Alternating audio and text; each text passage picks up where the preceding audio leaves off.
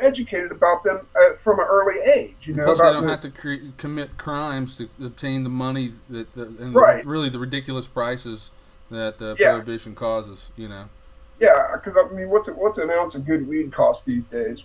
Probably $200, maybe more. I don't know. I don't really buy pot like that, but it's a fucking herb. It's a weed that grows in the ground, and it's selling for a couple $100 an ounce. I mean, come on, what the hell Yeah, is I that? see. Yeah, and it's so funny. I mean, I can drive around Dayton at any time and see someone smoking some weed, just totally Dude, out in the sometimes, open. sometimes if you go downtown, people just standing around smoking weed like it's legal, like they don't even know it's against the law. You know, it isn't hindering my happiness what they're doing. You know, so yeah, No, it's not. But I'll tell you what does kind of bother me, and I don't know, maybe it seems hypocritical or whatever. But I can't stand to see people using drugs and even just pot around their little kids. oh, I've I I've gone totally into agree with you. You know, it's um, just keep it away from it's one thing if a person is I don't know whatever you might consider a more appropriate age, but when you're talking about little kids, yeah, I I agree with mean, you. I've seen a lot of people become total drunks, totally because like their whole life they grew up yeah, around people like being drunk and like after a while whatever your situation you're in that becomes normality for you. yeah, exactly. That's what's normal, and the kids grow up their entire lives seeing this kind of activity that they're not even going to know. I knew this girl on the east side, she's a young girl and she's from a dysfunctional, broken home, and like most of the kids are over there. And you know, she she thought she was pregnant. Unfortunately, she either wasn't, or maybe she lost the baby. I don't know because I kind of lost contact with her. But she told me that she was pregnant, and I was like, that's terrible, And she's like, you don't think I'll be a good mother? I was like, you've never seen a good mother. You don't know what a good mother is. You didn't have one. None of your friends have ever had one. You have no idea how to be a parent. Hmm. But fortunately, it turned out that she was not pregnant, but she will be sooner or later. Yeah, And she'll be raising her kids the same way that she was raised. Around a bunch of drinking and drugging, and they'll be on the east side. She's a beautiful young girl. She's about 19 or 20 years old now. hmm, She's a beautiful girl, but 10 years from now, she's going to look like she's 40 or 50, and haggard looking. yeah, Yeah, I see some of these ladies out like in the and it's like they're my age and they look like my mom. yeah. Well, No offense to my mom, but my mom's 20 some years older than me. right, and well, I knew this girl's mother because they were neighbors, and she looked like 20 miles of bad road, and she looked like when she was young, she looked like she was a real looker. You know what I Hmm. mean? She looked, and but that kind of people, women that look like that, and especially around that area, they draw all the wrong kind of attention. Sure. And so by the time I knew her, this woman that was probably in her mid 30s, and she looked like she was, going on 60, and she was all covered with shitty tattoos, and she just looked like she had been beat down by life. And I felt bad for her, but that's where she came from, and that's probably, unfortunately, and it's sad to say, that's probably the way her daughter is going to end up. I wish that there was something I could do.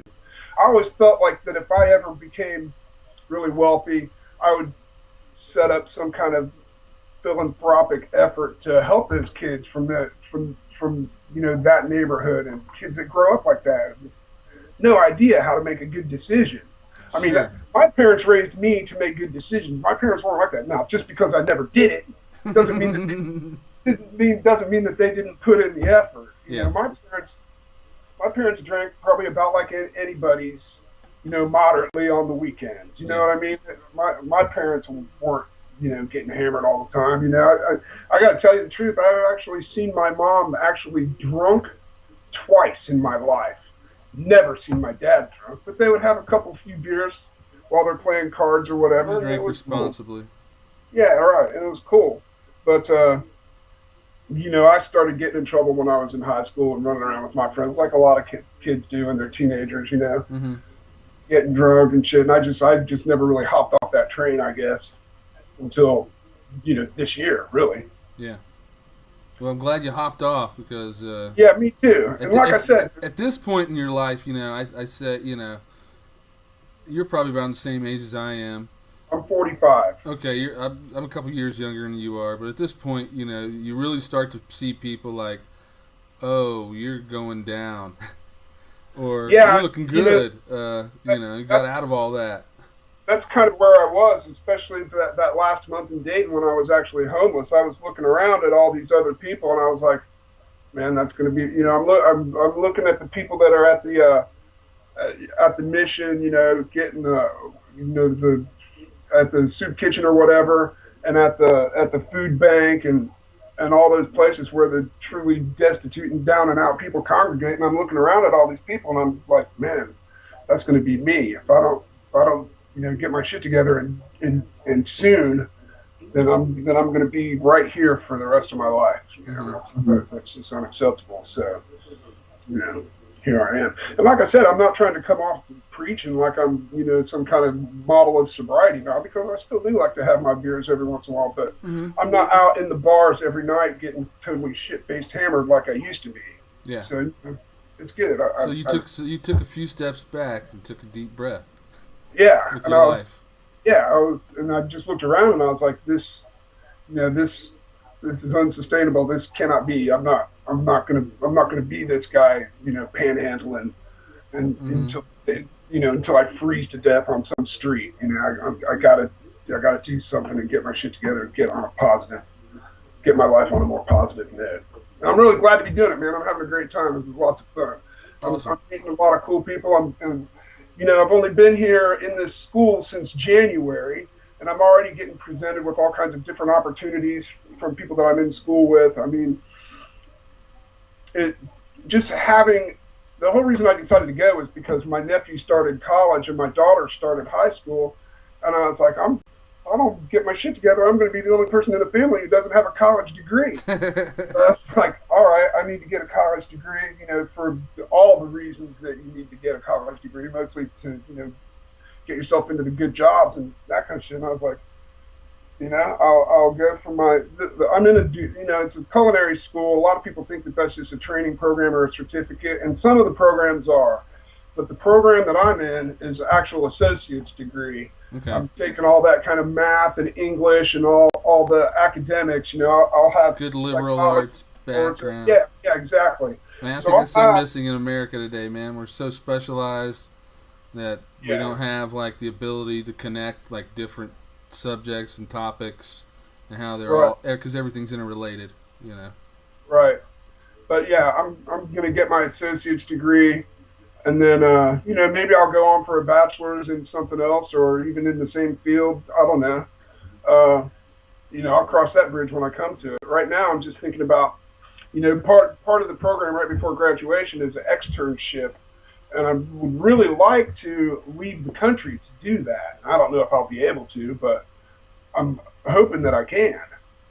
But, it's just, I got down here and got in this school, and then I just realized how big the world was. When you're in Dayton your whole life and never leave, it never really occurs to you how big the world really is. Sure, I always get a big kick out of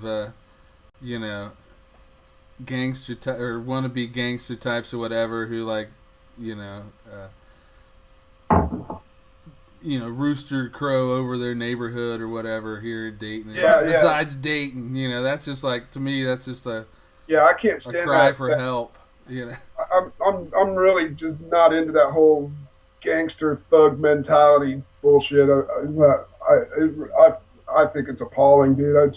It's like a one-way road to victimhood as far as I'm concerned. Yeah, definitely, man. That's another one of those things that no good ever comes from it. You know what I mean? You end up dead or in prison. Sure. And what's it accomplishing? Absolutely nothing, man. Nobody's like really looking at any of these guys or gals as like, oh, you're a rebel. No, nobody's impressed by that. The people who are impressed by that kind of shit are not really the kind of people who would want to be impressed. Yeah, they're like the economically and psychologically dispossessed. Yeah, but you know what else? This is another condition created by the drug war. Yeah, I agree with you. The whole thug mentality, the whole criminal thug thing is. Mm-hmm. is another consequence of that, of failed policy.